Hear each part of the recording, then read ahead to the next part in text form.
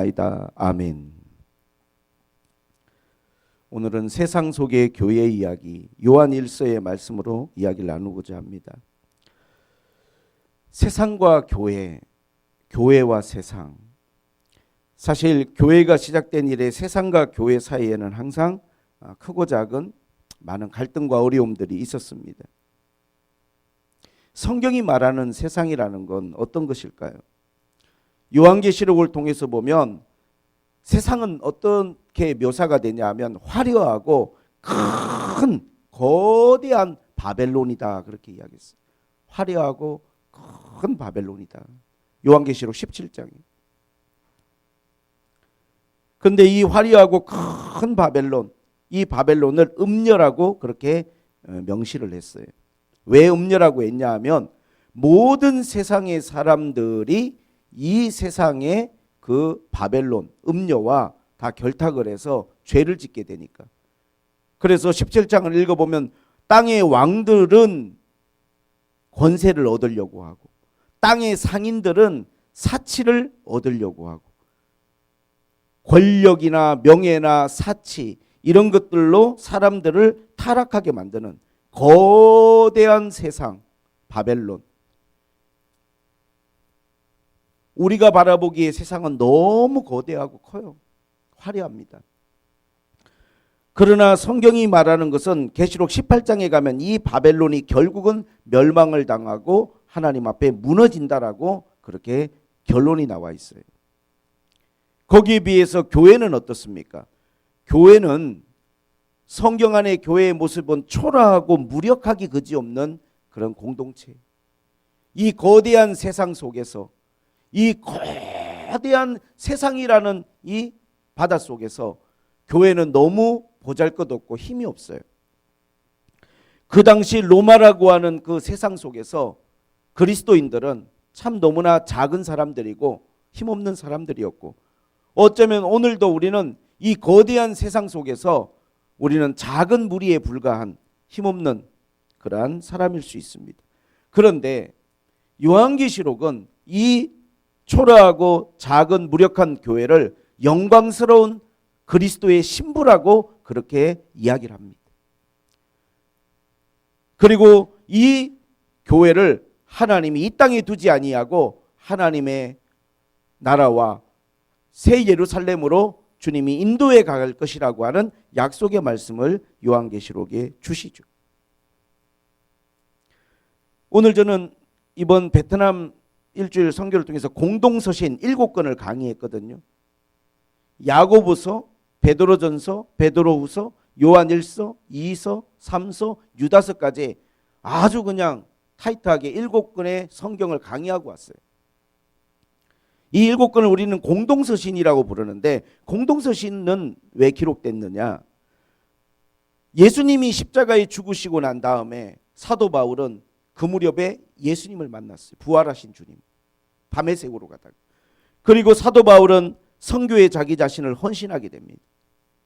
사도 바울의 1차, 2차, 3차 선교 여행은 10년 정도 동안 진행이 됐는데, 이 10년의 선교 여행을 통해서 아시아권과 유럽에까지, 동유럽까지 다 복음이 전해질 수 있는 그러한 하나님 앞에 길이 열렸어요. 근데 바울이 교회를 세우고 복음을 전하면서 그가 중점을 뒀던 것은 뭐냐면 그리스도의 재림과 하나님의 나라, 예수 그리스도의 복음이었어요. 복음. 영광스러운 교회.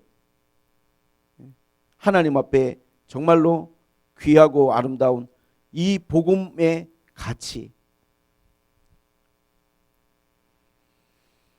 그리고 사도 바울은 10년의 선교 여행을 마치고 난 다음에 로마에서 그 재판을 받는 동안에 구금이 됐다가 풀려났다가 또 투옥이 되고, 그러면서 그의 생을 마무리하고 10년간을 거기서 재판을 받는 과정을 거치면서 결국 사형을 당해서 순교당하고 삶이 끝이 납니다. 그 기간 동안 로마에 있으면서 그는 또 사람들에게 계속해서 복음을 전하죠.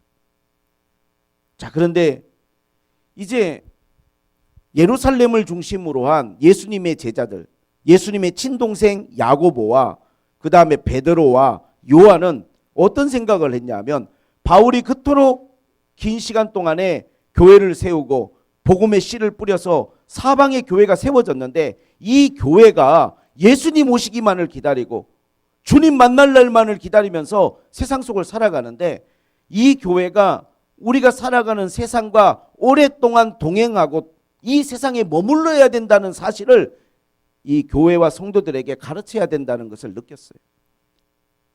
주님이 금방 오셔서 우리가 주님 앞에 가면 그냥 모든 게 끝이 나지만, 사실 우리가 이 세상에 머물고 이 세상을 우리가 통과해야 된다라고 하는 사실을 성도들에게 가르치고, 그들에게 세상이 무엇이고 이 세상을 지날 때 뭘 조심해야 되는지를 이 초대교회 예루살렘 교회의 지도자들은 성도들에게 가르쳐야만 했어요. 그래서 이 공동서신을 다 쓴 거예요.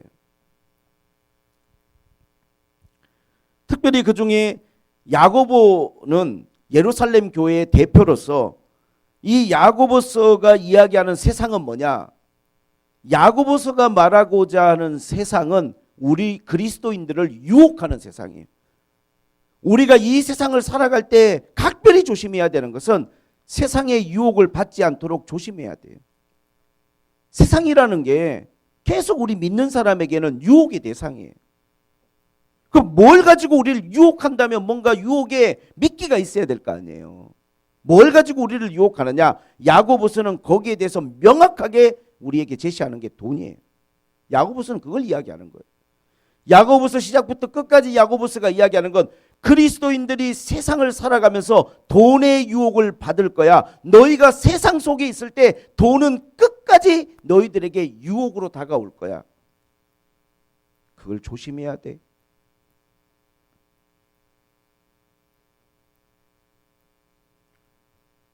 어느 누구도 거기에서 자유롭지가 않은 거예요. 2000년 전에 있는 그리스도인들이나 오늘 우리들도 똑같이 이 세상 속에서 돈이라는 것에 대한 유혹을 받아요. 그러면 왜 돈은 우리에게 유혹이 되느냐? 야고보서는 그렇게 말합니다. 우리 안에 있는 욕심 때문에 그렇다는 거예요. 인간 안에는 욕심이라는 게 잠자고 있어요. 누구든지 그 욕심이 있기 때문에 사람은 유혹을 받아요. 아까 말한 것처럼 계시록이 말하는 세상이라는 것은 큰 화려하고 아주 큰 바벨론이거든요. 우리를 유혹할 만한 것들이 세상에는 넘쳐나요, 여러분. 문제는 욕심이 문제죠. 욕심. 이 욕심이 우리 안에서 잠들어 있고 욕심이 우리 안에서 제재를 받고 있으면 괜찮은데, 욕심이 제재를 받지 못하면 우리는 끊임없이 세상의 것들을 탐하게 되어 있거든요. 누가 거기에서 여러분 자유롭다고 말합니까? 목사가 자유로울까요? 사람은 다 똑같은 거예요. 누구든지 우리 안에는 욕심이 있고 누구든지 우리 안에는 유혹이 있어요. 세상의 것에 대한. 근데 문제는 야고보서의 이 공동서신을 기록한 이 야고보가 걱정하는 것은, 야고보서 2장을 보면 이미 이 세상의 어떠한 그 유혹이 교회 안에 들어와 있어요. 그래서 2장을 읽어보면 서로 차별하지 말라. 교회 안에서 차별하지 말라. 그 차별의 내용이 뭐냐? 2절을 읽어보니까 돈이 많은 사람이 교회에 와서 좋은 옷을 입고 금가락지를 끼고 그런 정말로 가진 사람이 왔을 때는 앞자리 앉으라고 막 좋은 자리를 내주면서 귀빈 VIP 대접을 하다가 허름한 옷을 입고 남루한 옷을 입고 가진 것 없이 교회에 오니까 저 발치에 앉았다가 가든지 말든지 아무도 시선도 주지 않고 따뜻한 말 한마디 건네지 않는 게 2000년 전에 교회 안에서 일어난 일이라는 거예요. 오늘날이라고 그런 일이 없겠습니까, 여러분? 와, 내가 진짜 가진 것 없이 헌금만이 못하고 교회 오니까 목사님이 나한테 따뜻한 눈길도 주지 않는구나. 별로 아무도 나에게 관심 가져주는 사람이 없구나. 교회가 이렇게 세속화될 수 있다는 것을 경고하고 있는 거예요. 누구든지 교회에 오면 내가 사랑받는 사람이구나. 누구든지 교회에 오면 하나님 앞에 내가 귀한 사람이구나 하는 것을 느낄 수 있는 곳이 교회여야 되는데, 이 오늘 초대교회의 모습이 너무 변질돼 버렸어요. 두 번째, 베드로전서의 핵심은 뭐냐 하면, 베드로전서에 나오는 세상은 교회를 핍박하는 세상입니다. 베드로전서는 그래서 고난이라는 단어가 많이 나와요. 고난. 왜냐하면 그리스도인들이 세상을 살아가는데 너무 많은 우리가 세상으로부터 고난과 핍박을 당하는 거예요. 그런데 베드로전서의 핍박은 국가적인 막 어떤 차원에서의 순교는 아니었어요. 물론 이때가 네로 황제 시기였기 때문에 바울과 베드로가 네로 황제에서 순교를 당했지만 사실 흩어져서 신앙생활하는 그리스도인들이 다 그렇게 순교를 해야 될 만큼 핍박은 아닌데, 문제는 사회적, 문화적 여러 가지 삶의 모습 속에서 모든 이방인들과 주변 사람들로부터 그리스도인들이 고립되고 핍박을 당하는, 바로 그 핍박을 그들이 겪어야만 했던 거예요. 이해를 돕기 위해서 제가 그 대학을 들어갔을 때 제일 힘들었던 것 중에 하나는 뭐냐면 술 문화였어요. 당시 제가 대학을 들어갔을 때만 해도 참 대학생들 술 많이 먹었어요. 데모도 많이 하고, 모였다 하면 데모하고, 모였다 하면 술 먹고. 아니 뭐 내가 술을 먹지 않는다는 이유만으로 은근히 이게 사회생활에 지장이 초래되더라고요. 더 제가 내려가면은 중학교 때 교회를 다니면서 이제 은혜를 받고 밥 먹을 때 식기도를 했는데, 식사기도를 하는데 학생들이 와서 막 제 머리 막 찝쩍거리면서 식사기도 하니까 주여 목사님 밥 맛있게 드십시오 하면서 막 놀리고, 막 놀림도 받아야 되고. 아니 내가 내 밥 먹으면서 내가 감사기도 하는데 애들이 막 나를 놀리고. 대학 갔더니 또 친구들이 나를 약간 이렇게 교회를 혼자 다니나 막 이런 눈빛으로 나를 보는 거. 더더군다나 이제 군대 가갖고 또 술 안 먹으면 그때는 이제 이렇게 표현한 거지 뭐 얻어 처맞잖아요. 이 자식. 더군다나 또 직장 다니면서 상사가 한 잔 권하는데 저는 교회 다니는 술 뭐야? 이런 어떤 세상의 편견들. 아니 뭐 나만 뭐 이상한 사람 교회 다니면서 내가 뭘 잘못한 것도 아니잖아요. 뭐 어디 놀러 가는데 난 주일날 뭐 주일날 좀 한 주 빠지면 안 돼? 본인들에겐 별건 아니지만 나한테 너무 중요한 것인데 그렇게 이야기하죠. 이런 거 말이에요. 이런 거 우리도 이 시대를 살아가면서 겪을 수 있는 일들, 우리 자녀들이 지금 어쩌면 겪고 있을 법한 일들, 2000년 전에 얼마나 심했겠어요. 더군다나 로마가 기독교를 정말 싫어했던 이유 중에 하나는 뭐냐면, 이들은 사실 정치와 종교가 결합되어 있는 하나의 종교 집단 같아요. 국가가 황제를 막 숭배하고 모든 신들이 너무 많고. 근데 기독교인들은 유별나게 유일신을 믿잖아요. 예수 그리스도만을 섬기잖아요. 그런데 유일신을 믿는 건 기독교만 믿는 게 아니라 유대교도 유일신인데 유대교는 또 안 미워해. 왜 그런 줄 아세요? 유대교도 로마의 신들 인정하지 않고 야훼 하나님, 여호와 하나님만을 믿죠. 예수는 믿지 않지만. 그런데 유대교는 또 로마에서 관용적으로 그냥 너그럽게 대해요. 이유는 뭐냐? 걔는 전도를 안 하거든.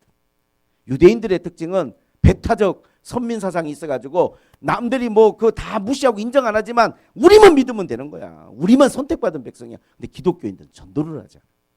그렇게 핍박을 받으면서 눈치를 보면서도 예수 믿으라. 그러니까 로마 사람들이 좋아할 까닭이 없죠. 저것들 뭐야? 왜 저러고 다니는 거야? 그러니 사회적으로 받는 그들에게 보이지 않는 멸시천대가 이런 말로 할 수 없어요. 이게 세상 속을 살아가는 교회가 겪어내야 될 일들인 거예요. 이게 한쪽에서는 우리를 유혹하는 돈의 유혹과 물질의 유혹이 너무 많고, 또 다른 한쪽에서는 교회 다닌다는 이유로 은근히 사람들이 싫어하고 시선을 달리하는 그런 핍박과 고난이 우리 삶에 너무 힘들고. 여러분 신앙생활하는 게 참 쉽지 않네요. 그죠? 지금 우리도 여기서 자유롭진 않은 것 같고. 베드로후서와 유다서는 같은 맥락의 이야기인데 뭐냐면, 이거는 세상의 유혹이나 고난의 문제가 아니라 교회 안에 들어와 있는 이단의 가르침과 잘못된 가르침들, 이건 이미 교회 안에 들어와 있는 거예요. 이거는 같은 교회 안에 있는데 다른 걸 믿고 있어요. 근데 그들이 교회 안에서 심어놓은 가르침들이 뭐냐 하면 종말이 없다는 거예요. 종말이 없다. 아니 눈 뜨면 똑같이 해가 뜨고 하루가 시작되고 봄, 여름, 가을, 겨울, 작년에도 있고 올해도 있고 내년에도 있고 계속 갈 건데 종말은 무슨 놈의 종말이냐? 종말이 없다는 그러한 것들을 이단들이 가르쳤는데 그들은 영지주의자들이에요. 또 하나는 그들은 뭘 가르쳤냐면 예수님은 하나님이 아니라는 거예요. 어떻게 하나님이 인간의 몸 안으로 들어와서 인간이 이 땅에 오실 수 있냐? 말이 안 된다. 그런 걸 가르치는 게 영지주의 이단들이었어요. 예수의 신성을 부인하죠. 그리고 그들의 가르침 속에 뭐가 있냐 하면 정말로 구원을 받는다는 것은 우리 안에 잠들어 있고 우리 안에 지금 완전히 의식이 없는 우리의 영혼이 구원을 받는 것인데 이 영혼이 구원을 받았다면 육체의 문제는 구원에 아무 영향을 미치지 않는다. 네가 뭐 좀 했다고? 죄 좀 지었다고? 나쁜 짓 좀 했다고? 그게 네 구원과 무슨 상관이 있어? 아무 상관없어. 경건생활 그런 건 사실 그건 지나친 금욕주의고 잘못된 거야. 좀 즐겨도 돼. 왜? 어차피 육체는 악한 거야. 네가 통제한다고 통제되지도 않잖아. 이 몸은 어차피 이거는 써먹을 수 없어. 이거는 어차피 구제불능이야. 그러니까 이걸로 죄 지은 것 같고 죄책감도 느끼지 마. 이게 영지주의 가르침이에요. 아니 젊은 사람들이 그런 이야기를 자꾸 듣다 보니까요. 굉장히 쫄깃하고 끌리고 이런 문제가 베드로후서와 유다서의 교회 안에 편만하게 퍼져 있는 거예요. 그러니까 성도들이 같이 모여 있지만 이 이단의 가르침 때문에 교회가 너무 뒤숭생숭한 거예요. 자, 오늘 이 모든 것 중에서 오늘 요한 1, 2, 3서 요한은 뭘 이야기하고자 했냐면 요한은요 그러한 모든 공동서신 중에 가장 세상이란 단어 자체를 많이 썼어요. 요한 1서에만 세상이란 단어가 23번 나와요. 23번. 사도 요한이 쓴 요한복음에는요 세상이라는 단어가 78번 나옵니다. 아니 수번 세번 요한 1서 78번 요한복음에 세상이라는 단어 쓴 게 뭐 대수냐지 몰라도 신약성경 마태복음부터 요한계시록까지 사용된 세상이라는 단어 57%를 요한 1서와 요한복음에 요한이 다 썼어요. 요한은 세상이라는 단어를 정말 많이 썼어요. 그러면 요한이 말하는 세상은 어떤 세상이냐? 그리스도인들을 유혹하는, 돈으로 유혹하고 물질로 유혹하는 세상, 또는 정말 베드로 전서처럼 핍박하고 우리를 싫어하는 세상, 이단이 들어와 있는 세상, 그 모든 것들이 어쩌면 포함된 세상인데 요한이 말하는 세상은 이거예요. 이 세상은 이미 보이지 않지만 사탄이 이 세상에 너무나 막대한 영향력을 미치고 있는 세상을 이야기하고자 하는 거예요. 사단에 의해서 지배당하고 있는 세상, 요한이 말하는 세상이에요. 마치 자기가 왕인 것처럼 마귀가 그러한 유혹과 핍박이라고 하는 양무기를 가지고 어떤 사람에게는 유혹의 무기로, 어떤 사람에게는 핍박의 무기로 그리스도인들을 견딜 수 없도록 우리를 갖다가 통제하려고 하고 다스리려고 하는 게 이 세상의 사단이 하는 일이에요. 그리고 요한이 말하는 세상은 어떤 세상이냐면 그 사단이 이끌어가는 대로 우리는 힘없이 아무런 우리가 그거 없이 끌려가고 있는 무기력한 사람들의 모습이 세상이에요. 그래서 요한이 요한복음 3장 16절에 하나님이 세상을 이처럼 사랑할 때 그 세상은 사탄이 지배하고 있고 사람들이 죄 가운데 종처럼 끌려가고 있는 이 세상을 구원하시겠다는 그런 뜻이 있는 거예요. 오늘 본문에 뭐라고 말합니까? 이 세상이나 세상에 있는 것들을 사랑하지 말라 그러시잖아요. 사랑하지 말라. 누구든지 세상을 사랑하면 아버지 사랑이 그 속에 있지 않다. 굉장히 극단적인 이야기 같지만 이것이 요한이 우리에게 전하여 준 거예요. 만약에 우리가 이 세상이나 세상에 있는 것들을 사랑하면 동시에 하나님의 사랑이 그 안에 있을 수가 없다는 거예요. 세상을 사랑하면 하나님을 사랑하는 사랑이 머물 우리 안에 장소가 없어요. 이게 병행되지 않는다는 이야기입니다. 근데 요한은 요한 1서를 쓰면서 자기가 이걸 쓴 목적을 분명하게 우리한테 말해줬어요. 요한 1서 2장 1절에 보니까 이렇게 나와 있죠. 나의 자녀들아 내가 이것을 너희에게 쓰면 너희로 죄를 범하지 않게 하려 함이라 그랬어요. 한마디로 말하면 우리가 죄에 빠지지 않도록 하기 위해서 이 말씀을 쓰신 거예요. 그리고 2절에 읽어보니까 만일 누가 죄를 범하여도 아버지 앞에서 우리에게 대언자가 있으니 곧 의로우신 예수 그리스도시라. 혹시라도 내가 죄를 짓고 죄에 빠졌더라도 여러분들이 그 죄 때문에 절대로 좌절하거나 절망하지 말고 우리에게 변호사가 있어요. 대언자가 있습니다. 우리를 위해서 모든 대가를 지불하신 예수 그리스도가 계시니 죄를 지으면 무조건 그분 앞으로 가라는 거예요, 여러분. 무조건 내 편이에요.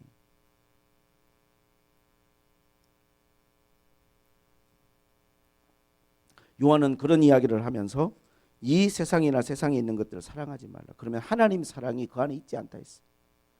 왜 우리가 세상의 것들을 사랑하면 안 되느냐? 세상의 것들. 이 세상의 것들은요. 여기 읽어보시면 16절에 아버지께로부터 온 것이 아니라는 거예요. 하나님으로부터 온 것이 아닌 것들. 그걸 우리가 사랑하면 안 돼요. 아까 말했죠. 세상에 화려하고 아름다운 모든 것들.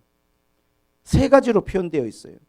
첫째는 육신의 정욕, 안목의 정욕, 이생의 자랑. 이 세상에 있는 모든 것이 육신의 정욕과 안목의 정욕과 이생의 자랑인데 이건 하나님으로부터 온 게 아니라는 거예요.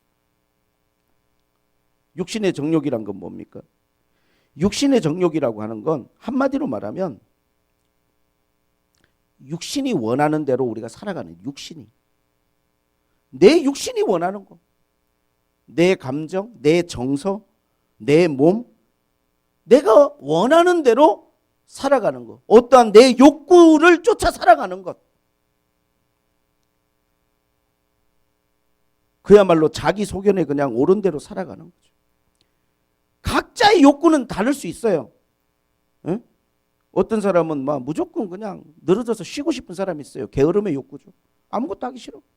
어떤 사람은 뭐 성적인 욕구도 있고, 어떤 사람은 먹는 것에 대한 욕구도 있고, 육체의 욕구는 얼마든지 많이 있을 수 있죠. 각자가 다르지만 육신의 정욕이 있잖아요. 우리가 그런 것들을 쫓아가고 그런 것들을 사랑하면 안 된다는 거예요. 제가 우리 학생들한테 그런 이야기를 했어요. 우리가 세상을 살아가면서 우리에게 뭐가 필요하냐? 물질이 필요하고 돈이 필요하죠. 물질이 필요하고 돈이 필요한 거지 돈을 사랑하면 안 된다는 거예요. 그걸 세상을 사랑하는 거예요. 그럼 필요한 것과 사랑하는 걸 어떻게 우리가 구분할 수 있느냐? 저는 지금 이 물이 필요해요. 저는 이 마이크가 필요해요. 더 나아가서는 저는 차가 필요해요. 어디를 가려면 차가 있어야 되죠. 그러니까 그런 걸 사랑하진 않아요. 내가 이 마이크가 필요하다고 이 마이크를 사랑하진 않아요. 집에 가서도 마이크 생각하고 잠잘 때도 마이크 생각하고 그렇게 살지 않아요. 이게 나한테 있어야 되는 거고 내가 필요한 거지만 내가 이거에 대해서 집착하거나 여기에 대해서 맨날 빠져서 이거 생각하면 살지 않아요. 차도 마찬가지예요. 안전하서나 차 생각하면서 와, 내 차는 잘 있겠지?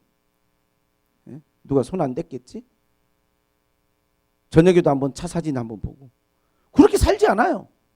너무너무 필요한 거지만 필요한 것일 뿐이지 내가 그런 것에 대해서 막 생각하면서 매일 거기에 연연하면서 살지 않는 내가 사랑하는 대상은 아니에요. 그게 뭐가 됐든지 간에. 사랑은 뭐냐면요. 필요 이상이에요. 사랑은 내가 날마다 그거를 갈구하고 생각하고 추구하고 거기에 내 마음이 있는 것이 그게 사랑이거든요. 필요한 것과는 다른 거예요. 우리가 하나님을 사랑해야 돼요. 하나님을 생각하고. 그리고 성경은 요한은 뭘 이야기하냐면 형제를 사랑하라 그랬어요. 형제. 요한이 가장 많이 말한 것 하나님을 사랑하는 것과 형제를 사랑하는 것. 항상 믿음의 형제들, 사랑하는 형제들을 생각하고 소중한 분들 생각하고 그들이 있기에 내가 있고 내가 있기에 또 그들이 있고 우리가 지체고 하나님 나라의 가족이고 믿음 안에서 하나 된 성도들을 생각하고 형제를 생각하고 그들을 소중히 여기는 마음 그런 것들 하나님이 귀하게 보셔요. 더 나아가서 과부와 고아를 우리가 어렵고 힘든 사람들까지 생각하고 인간을 사랑하고 이웃을 사랑하는 것 하나님이 기뻐하셔요. 근데 우리가 물질을 사랑하고 세상을 사랑하고 세상의 화려한 것들을 쫓아가고 그런 것들을 사랑하는 건 육신의 정욕. 그런 것들을 사랑하기 시작하면 동시에 하나님 사랑, 형제 사랑이 내 마음에 함께 공존이 안 돼요. 그걸 사랑하는 순간 내 마음에서 그런 마음들은 설 자리가 없어져요.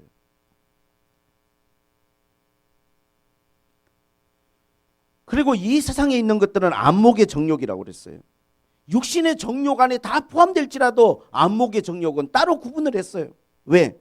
그만큼 눈으로 보는 게 너무 커요. 육신의 정욕, 안목의 정욕. 사람이 보이는 것에 얼마나 민감한지. 결국 여러분 보세요. 아담과 하와가 선악과를 먹을 때 보니, 그걸 눈으로 보니, 선악과를 눈으로 보니까 먹음직하고 보암직하잖아요. 보암직하잖아.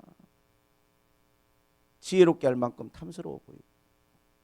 모든 죄는요, 이 보는 것으로부터 우리에게 들어와요.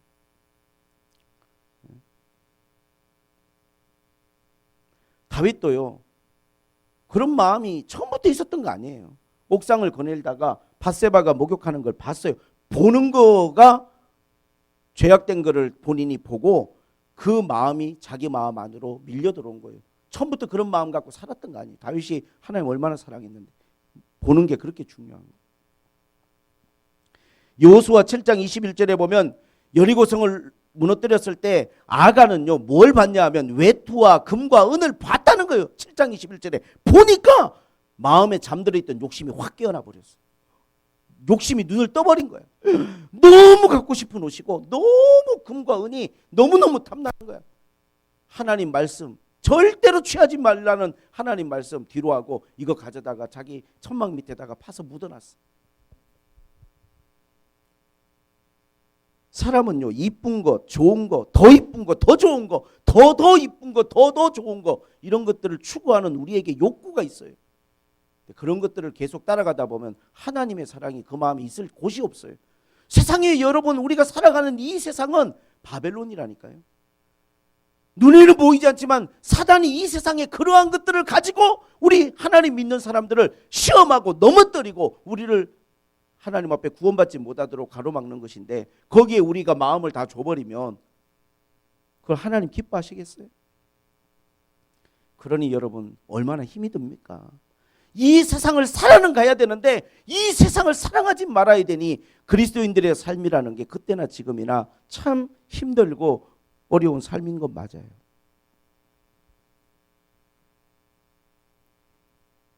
그리고 이생의 자랑. 결국 사람이 추구하는 것들을 가만히 보면요. 자랑거리를 원해요. 자랑거리를. 학력. 그 다음에 내가 소유한 것들. 차나 집. 필요가 아니죠. 필요 이상으로 원해요. 필요 이상으로. 단지 필요한 게 아니야. 우리는 그게 뭐가 되기를 원하냐면 나의 자랑이 되어주기를 원해요. 가끔 우리 부모님들도 하나님 앞에 회개해야 될 게 있죠. 저도 마찬가지고. 단지 자녀를 사랑해서만 아니라 자녀가 나의 자랑거리가 되기를 원하는 마음이 솔직히 제 마음 안에도 있었던 적이 있어요.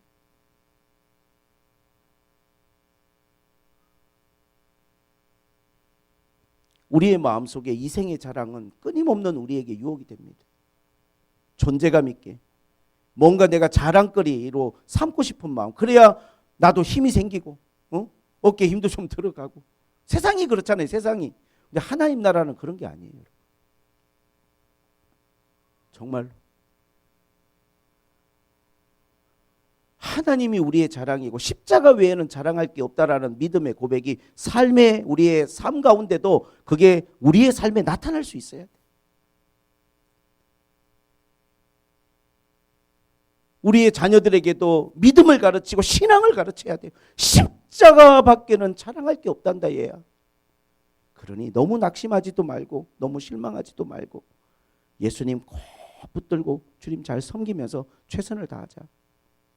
그렇게 이야기를 해야지 되지 않을까요?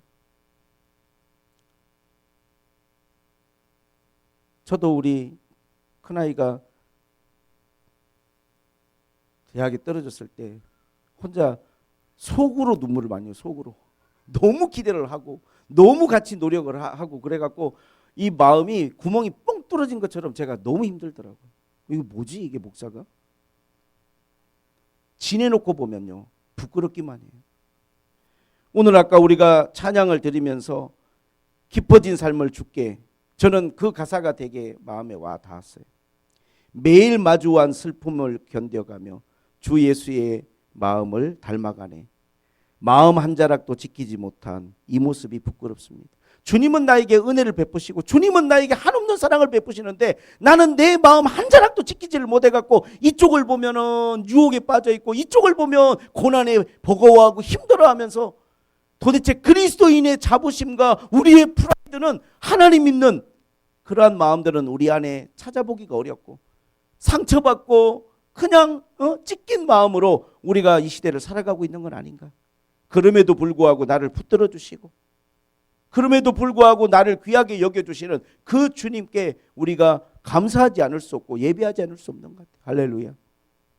참 마음 한 자락도 지키지 못한 참 부끄럽기 거지없는 우리의 모습들. 그러나 오늘 요한은 그렇게 이야기합니다. 이 세상의 것들, 그 모든 것들이 화려해 보이고 너무 커 보이고 너희가 너무 설 수 없는 세상 속을 살면 뭐 어쩔 수 있겠어? 거기 순응하고 살아야지. 그게 뭐 답이 아닐까? 모두가 다 그렇게 생각하는데 좋은 차 사고 좋은 집 사고 연봉 많이 받고 그냥 누리면서 화려하게 멋있게 명품 들고 그렇게 살고 싶은 거 아니야? 모두가 그렇게 말할 때 우리는 뭘 이야기하느냐? 성경 그렇게 말합니다. 이건 하나님께로부터 온 것이 아니야. 내가 지금 가지고 있는 세상을 향한 그 모든 내 안에 있는 욕망들은 하나님이 나에게 원하시거나 주신 것이 아니야. 이건 세상으로부터 왔어. 그리고 또 하나, 우리가 세상을 보면서 그 세상에 압도당하는 그 모든 것들은 세상도 정욕도 다 지나가 버리는 거예요. 한순간 그냥 물거품처럼 사라져 버릴 것들이에요, 여러분. 지내놓고 보면 내가 그런 거를 쫓아가면서 살았던 나에게 단 한 번밖에 없는 내 인생을 그렇게 살았던 걸 땅을 치면서 후회할 수밖에 없는 그런 것들이에요. 그럴 만한 가치가 있는 게 절대로 아닙니다. 금방 여러분 나이 먹고 금방 우리는 이 세상과 이별을 고해야 됩니다. 그래서 야고보서와 베드로전서와 요한일서는 계속해서 이사야 40장의 말씀을 인용을 해요. 야고보서도 그렇고 베드로전서도 무슨 말씀을 인용했느냐? 세상은요, 풀의 꽃과 같다는 거예요. 시들고 지나간다는 거예요. 우리가 보면서 와, 너무 푸릇푸릇 예쁘다. 꽃이 너무 아름답다. 며칠 뒤에 가보세요. 며칠 뒤에 가보라고요. 봄만 되면은 우리 이 뚝방길에 그 아름다운 벚꽃이 피어가지고 수많은 인파가 사진을 찍고 하지만 며칠 뒤에 가봐요. 다 땅에 떨어져서 사람들에게 밟히고 남는 게 없어요. 이 세상에 우리가 보는 모든 것들이 그와 같은 것들이라.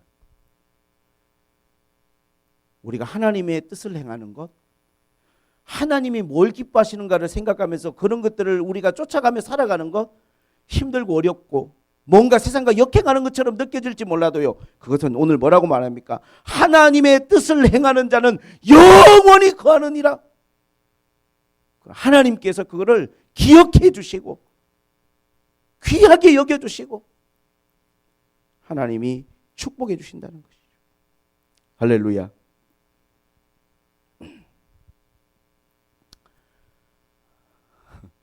제가 4일 동안 매일 한 권씩, 첫날 야고보서, 둘째 날 베드로전서, 하루 강의한 내용을 제가 이렇게 30분 만에 여러분에게 7권의 성경을 막 요약을 해버리네요. 네. 강의하면서 아이들이 이 말씀들을 듣는데 눈빛이 너무 초롱초롱한 걸 보면서 정말로 순수한 마음으로 아직은 세상이 세속에 물들지 않았구나 이런 걸 느꼈어요. 근데 한번 물들어 버리면요, 무슨 말을 해도 이미 내 마음속에 여기 코로나 바이러스 들어와 있으면 감염되면 양성 반응 나오고 목 아픈 것처럼 그리스도인들이 세속에 물들어 버리면 쉽지 않아요. 그래서 우리가 하나님 앞에 하나님의 말씀으로 여러분들이 계속해서 우리 스스로가 하나님 앞에 치료받고 새로워지고 거룩한 것들을 하나님 앞에 사모하고 쫓아가요. 만약에 우리가 교회 공동체가 없고 모임이 없고 예배가 없고 말씀이 없다 그러면요, 세상에 저항할 힘은 우리에게는 없어요, 여러분.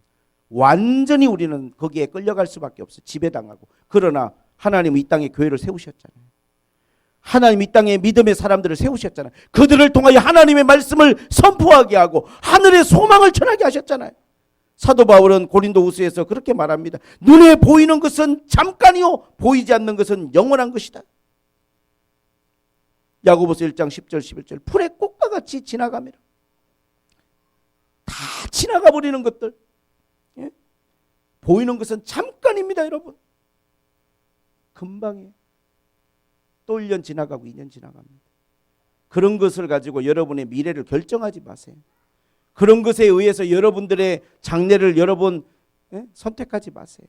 하나님의 뜻이 뭔지를 쫓아가세요. 하나님이 뭘 원하시는지를 항상 생각하세요. 영원히 거할 거예요. 없어지지 않습니다.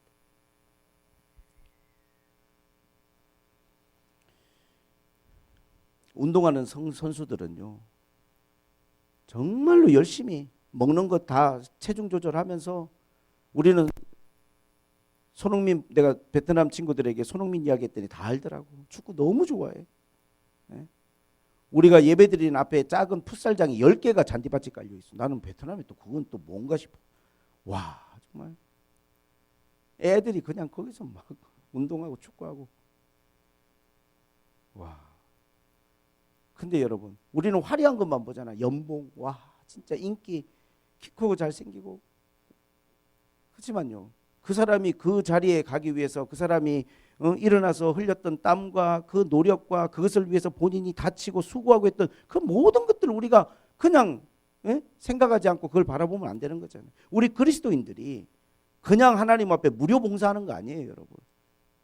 그냥 여러분 아무 상도 없이 대가도 없이 하는 거예요. 사도 바울은 분명히 말했어요. 왜 이렇게 수고하는 거야? 왜 이렇게 너 희생하는 거야? 왜 이렇게 너는 네 삶을 여기다 다 바치는 거야? 사도 바울은 딱 한마디 했어요. 상 주심을 바라봅니다. 그냥 하는 거 아닙니다, 여러분. 무료 봉사 아니에요. 하나님이 주실 어마무지한 상을 바라보고 영원한 것을 바라보고 눈에 보이지 않지만 하나님이 우리를 위해서 예비한 보이지 않지만 그 위대한 것들을 바라보고 그 영원한 걸 바라보고 우리도 수고하고 있는 거예요. 할렐루야. 그런 믿음을 가지고 여러분들이 승리하시길 바랍니다. 제가 오후 예배 때는 이 유혹과 고난을 이기는 비법에 대해서 짧게지만 제가 여러분들에게 오후 예배 때 말씀을 좀 드리도록 하겠습니다. 기도하겠습니다. 하나님 아버지, 우리가 세상을 살아가지만 세상을 사랑하지 않아야 된다는 주님의 말씀 귀하게 받지만 또 두렵고 떨립니다. 이 하나님의 말씀을 항상 마음에 기억하고 내 자신을 점검할 수 있도록 하나님이 도와주시옵소서. 하나님의 뜻을 행하고 하나님이 기뻐하는 삶을 살 수 있도록 저희들을 도와주시고 인도하여 주옵소서. 예수님의 이름으로 기도하옵나이다. 아멘.